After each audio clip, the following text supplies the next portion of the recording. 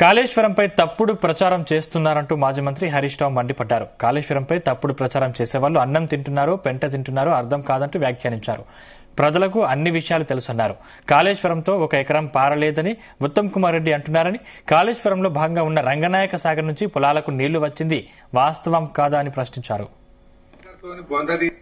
కాలమైనా కాకపోయినా కాళేశ్వరం నీళ్లతో రాఘవాపూర్ పెద్ద చెరువు నింపుకున్నాం.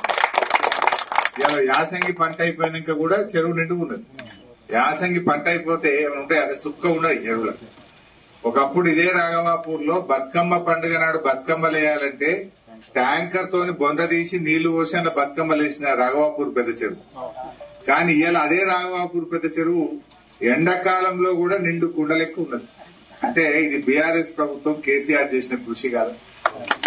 కొంతమంది మూర్ఖులు హైదరాబాద్ లో మాట్లాడుతుంటారు. కళ్ళుండి చూడలేని వాళ్ళు, చెవులుండి వినలేని వాళ్ళు మాత్రమే అట్లా మాట్లాడతారు.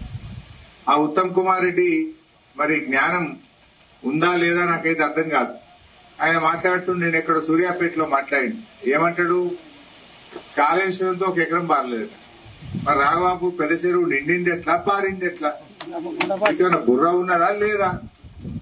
రంగనాయక సాగర్ కాళేశ్వరంలో భాగం కాదా? రంగనాయక సాగర్ నిండింది నిజం కాదా? రంగనాయక సాగర్ నీళ్లు రాఘవాపూర్ పెద్ద చెరువులకు వచ్చింది నిజం కాదా? మల్లన్న సాగర్ నీళ్లు వచ్చింది నిజం కాదా? మరి ఆ నీళ్లు రాకపోతే అది కాళేశ్వరం రేఖ ముందు వచ్చినాయా? మరి ఎప్పుడైనా వచ్చినాయా?